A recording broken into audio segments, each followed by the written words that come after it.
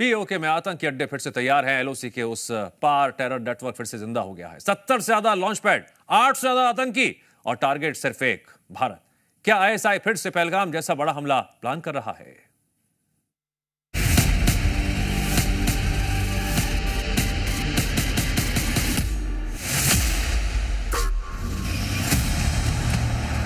भारत का दुश्मन किसी भी कोने में सुरक्षित नहीं रहेगा।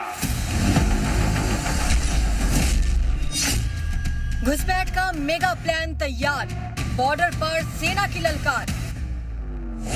इस बार भारत देश पूरी तैयारी के साथ है और इस बार वो संयम नहीं रखेगा जो सिंदूर 1.0 में हमने संयम रखा।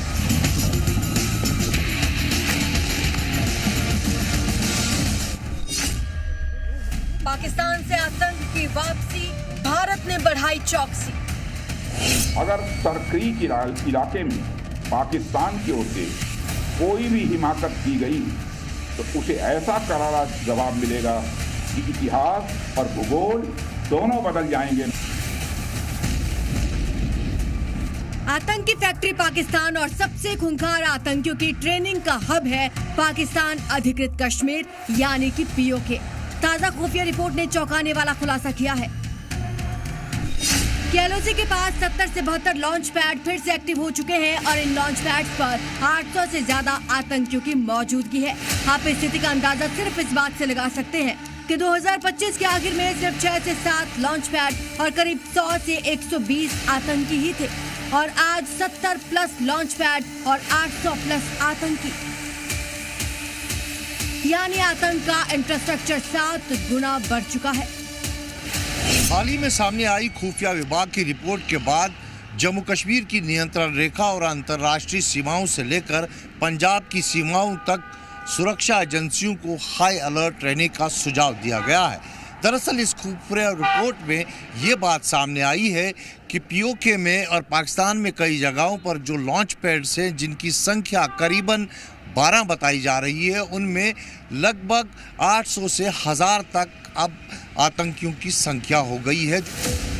इस बार भी पूरे नेटवर्क के पीछे वही पुराने चेहरे हैं, लश्कर ए तैयबा और जैश ए मोहम्मद, और आतंकी संगठनों के पीछे खड़ी है पाकिस्तान की खुफिया एजेंसी आईएसआई।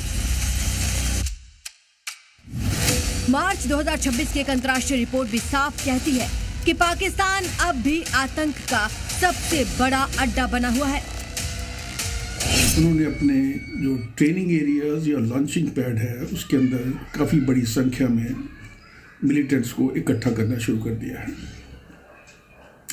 विश्व के इस समय जो हालात चल रहे हैं और जो युद्ध चल रहा है, ये एक आइडियल अपॉर्चुनिटी है कि वो टेररिस्ट को और जो मर्सनरीज को यूज़ करके कश्मीर और पूरे भारत में किसी टेररिस्ट घटना को अंजाम दे सकते हैं। मई 2025 में भारत ने ऑपरेशन सिंदूर में आतंक के 9 ठिकानों को तबाह कर दिया था।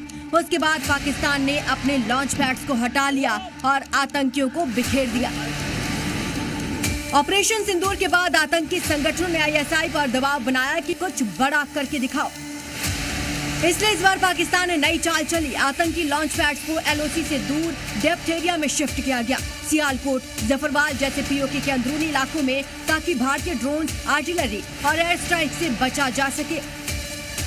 आपको याद होगा कि ऑपरेशन सिंदूर के दौरान आतंकी जो शिविर थे उनको पूरी तरह से ध्वस्त किया गया था। अब वही शिविर रिबिल्ड किए गए हैं, लेकिन एक मॉडर्न टेक्नोलॉजी के साथ। उन्हें डीप जंगल में बनाया गया है। इस बार जो मंशा रखते हैं आतंकी, वो मास इन्फिल्ट्रेशन का रखते हैं कि वो एक साथ ही कई जगहों से इन्फिल्ट्रेशन की कोशिश करेंगे, ताकि जो सुरक्षा बलों का ध्यान है अगर एक जगह या दूसरी जगह से हट जाता है तो कुछ आतंकी जो है इस पार आ सकते हैं।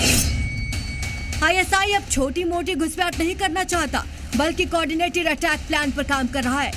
10 से 15 आतंकियों के ग्रुप एक साथ कई पॉइंट से घुसपैठ करेंगे, ताकि भारतीय सेना पर दबाव बने और कुछ आतंकी अगर पकड़े भी गए तो भी कुछ आतंकी भारत में घुस ही जाएं।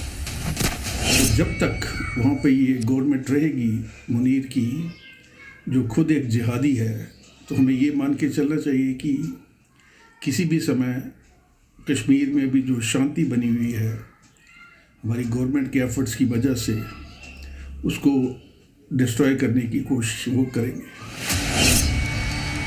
इस सबके बीच भारत भी चुप नहीं बैठा है। मार्च महीने में उरी, नौशेरा, राजौरी में घुसपैठ की कई कोशिशें नाकाम की गई। फरवरी में भी हमारी सेना ने सुंदरबनी में आतंकियों को ढेर किया था। सीमा पर अब अल्ट्रा हाई अलर्ट है। ड्रोन, सेंसर, थर्मल इमेजिंग के जरिए हर मूवमेंट पर नजर रखी जा रही है। बीएसएफ, सेना और जम्मू कश्मीर पुलिस तीनों मिलकर मल्टी लेयर सिक्योरिटी ग्रिड बना चुके हैं। कहीं ना कहीं इस खुफिया रिपोर्ट के बाद जो है एक तरफ सतर्कता पूरे बॉर्डर्स पे बरती जा रही है और ये सुनिश्चित किया जा रहा है कि कोई भी घुसपैठी जो है भारतीय सीमा में दाखिल न हो। कैमरा पर्सन इरफान मंजूर के साथ खालिद हुसैन, ज़ी मीडिया कश्मीर।